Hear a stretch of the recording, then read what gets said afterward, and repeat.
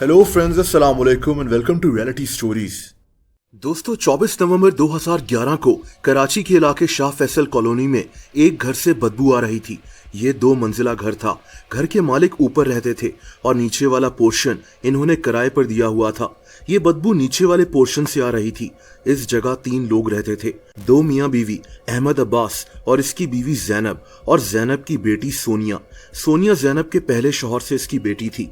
ये लोग 4 महीने पहले ही यहाँ शिफ्ट हुए थे। दोस्तों, घर की मालकिन ने जैनब से पूछा भी कि ये बदबू किस चीज की है, लेकिन जैनब के पास कोई जवाब नहीं था। ये औरत बहुत घबराई हुई थी। घर की मालकिन समझ गई कि यहाँ कोई तो मसला है। इन्होंने अपनी फैमिली को बताया और वहां मोहल्ले के लोग भी इकट्ठे हो गए। ये बदबू कोई आम बदबू नहीं लग रही थी। इन लोगों ने पुलिस को कॉल कर दी। दोस्तों, कुछ केसेस इतने भयानक होते हैं कि इंसान के रोंगटे खड़े हो जाएं। ये कहानी भी कुछ ऐसी ही होने वाली थी। दोस्तों, जैनब और अहमद की 5 साल पहले शादी हुई थी। जैनब की एक बेटी थी, 17 साल की सोनिया।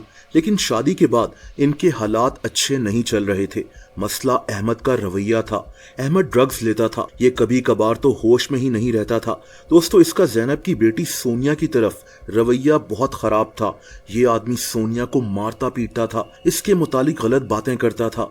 जैनब अपनी बेटी के साथ ऐसे रवैये को देखकर तंग आ गई थी, लेकिन अहमद का रवैया सही नहीं हो रहा था। जिस दिन ये भयानक वाकया हुआ, उससे एक दिन पहले जैनब की बेटी सोनिया घर पर नहीं थी। ये अपने मामू के घर गई हुई थी। अहमद घर वापस आया तो सोनिया घर पर मौजूद नहीं थी। इसने जैनब से पूछा कि वो कहाँ है, तो जैनब ने बताया कि वो अपने मामू के घर गई हुई है। दोस्तों, इसी बात पर अहमद गुस्से में आ गया।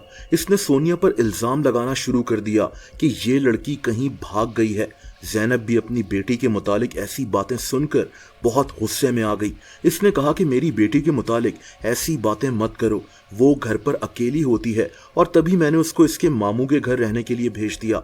लेकिन अहमद का गुस्सा कम नहीं हो रहा था। दोस्तों, यहाँ कहानी में एक लड़का जहीर अहमद आ जाता है। जहीर जैनब का भांजा था। इसको कराची आए हुए कुछ दिन ही हुए थे। ये भी अपने मामू के घर रुका हुआ था, वही घर जहां सोनिया भी रहने गई हुई थी। सोनिया को छोड़ने पहले तो इसका मामू घर आ रहा था, लेकिन जैनब ने इसे मना कर दिया कि मेरा शौहर गुस्से में है और तुम दोनों की लड़ाई ना हो जाए। और तभी जहीर सोनिया को छोड़ने इनके घर पहुंच गया। अहमद ने जब देखा कि सोनिया को छोड़ने जहीर आया है, यानी इसका कजन, तो इसका गुस्सा मजीद बढ़ गया। ये जहीर को मारना पीटना शुरू हो गया। अहमद ने सोनिया को भी एक जंजीर से बांध दिया और ये खुद जाकर सो गया। दोस्तों, इनके घर के हालात किस तरह के थे, यहीं से इस बात का अंदाजा हो जाता है। जैनब के दिल में अपने शौहर अहमद के लिए नफरत पैदा हो गई थी।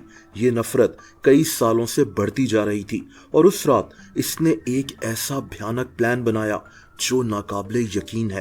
दोस्तों, अगली सुबह जैनब ने अपनी बेटी सोनिया को घर से बाहर भेज दिया। इसका भांजा जहीर अहमद से मार खाकर अभी भी घर पर ही था। जैनब ने अपने एक दूर के रिश्तेदार रजब को भी घर बुलवा लिया। इसी के साथ मिलकर जैनब ने अपने शौहर अहमद को कत्ल करने का प्लान बनाया। दोस्तों, अहमद सुबह उठा तो इसने नाश्ता किया, लेकिन जैनब ऑलरेडी इसके नाश्ते में नींद की गोलियां मिला चुकी थी।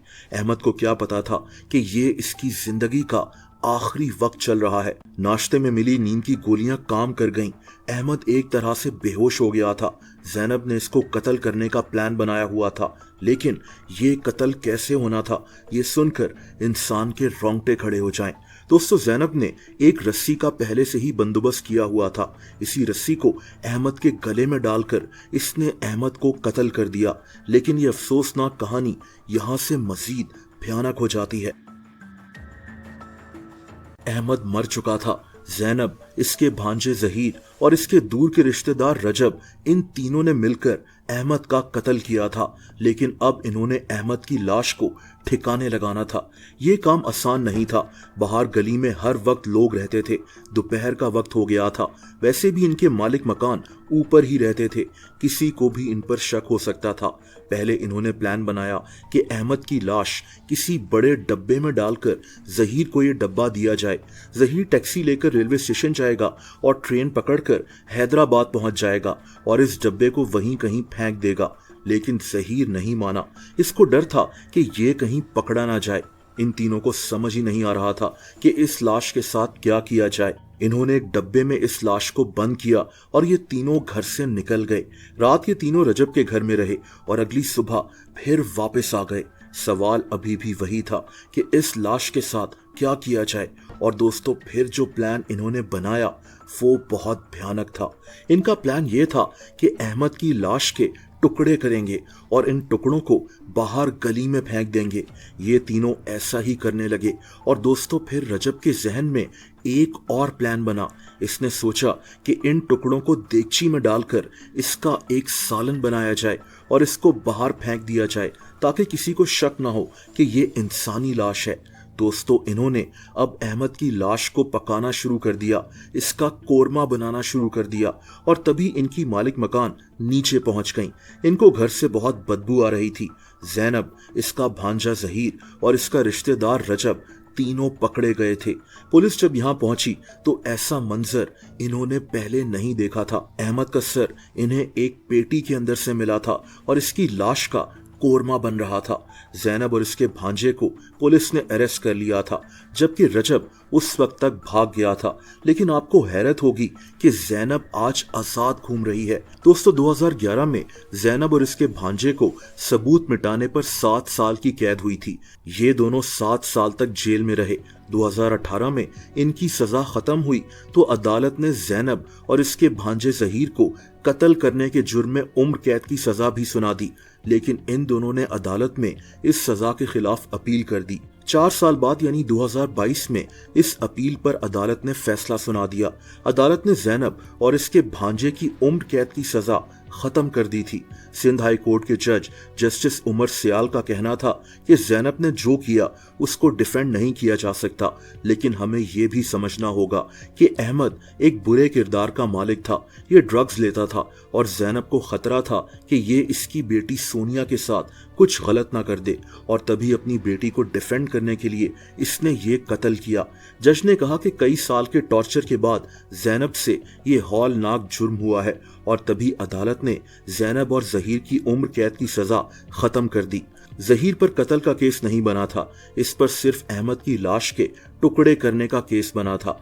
जैनब और जहीर ने 11 साल जेल में गुजारे थे, लेकिन ये दोनों आज आजाद घूम रहे हैं। दोस्तों, अगर आप मुझे इंस्टाग्राम पर फॉलो करना चाहें तो उसका लिंक नीचे डिस्क्रिप्शन में मौजूद है।